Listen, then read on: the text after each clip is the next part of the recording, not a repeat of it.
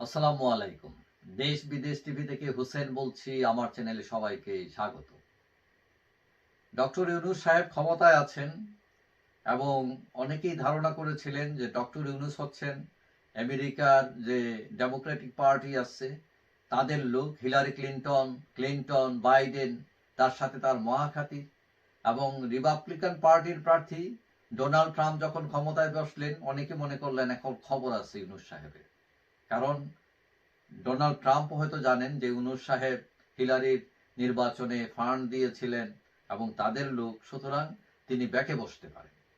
কিন্তু হঠাৎ করে 13 ফেব্রুয়ারি আমরা দেখলাম যে বিশ্বের 1 নম্বর ধনী এবং ট্রাম্প প্রশাসনের গুরুত্বপূর্ণ ব্যক্তি ইলন মাস্কের সঙ্গে ফোনে আলাপ করলেন ডক্টর ইউনূস, এবং তারা জানান দিলেন যে না, আমাদের লবিং শুধু ডেমোক্রেটদের মধ্যে নয়, আমেরিকার রিপাবলিকানদের মধ্যে আমাদের যোগসূত্র আছে।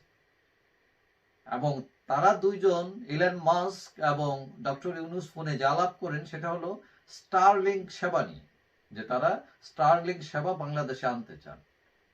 এখন ইলন মাস্ক তিনি 1 নম্বর ধনী, ট্রাম্প প্রশাসনের বড় কর্তা, ব্যয় সংকোচন করার চেষ্টা করছেন। এখন হঠাৎ করে ইউনূস সাহেব ইলন মাস্কের সাথে যে এত দহরম মহরমের কথা শোনা যাচ্ছে, যে কেউ কেউ বলছেন যে ইলন মাস্ককে ব্যবসা দেওয়ার জন্য ইউনূস সাহেব হঠাৎ করে এত তৎপর হয়ে উঠলেন কেন।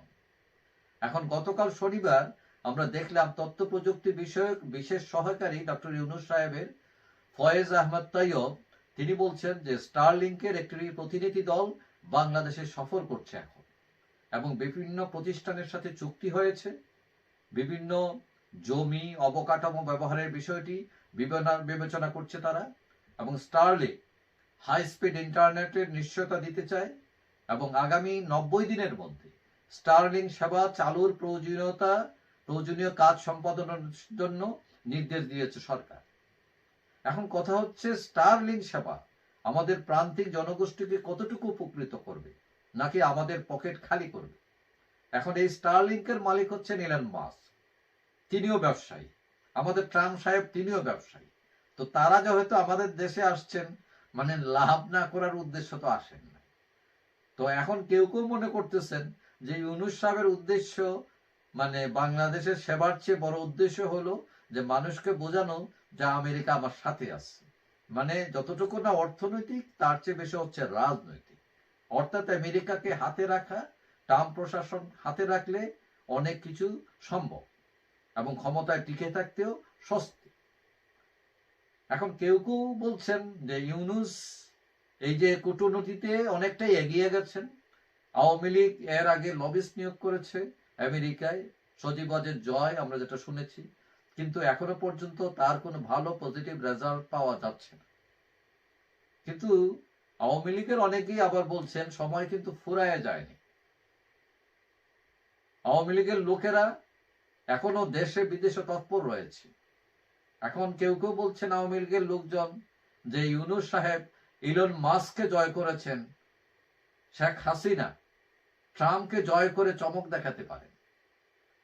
কারণ শেখ হাসিনার সেই ক্যাপাবিলিটি আছে, এবং তিনি যখন সরকারেও ছিলেন তখন কোথায় থেকে কোন দেশ থেকে কাকে ম্যানেজ করে টাকা আনতে হবে, কিভাবে উন্নয়ন কর্মকাণ্ড করতে হবে, কাকে কি ম্যানেজ করতে হবে, বিভিন্ন বিষয় তিনি জানতেন।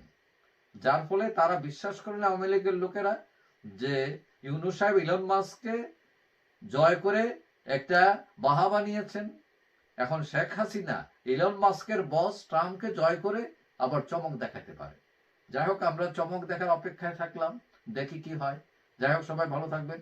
আশা করি দেখা হবে অন্য কোনো ভিডিওতে ইনশাআল্লাহ। আল্লাহ হাফেজ।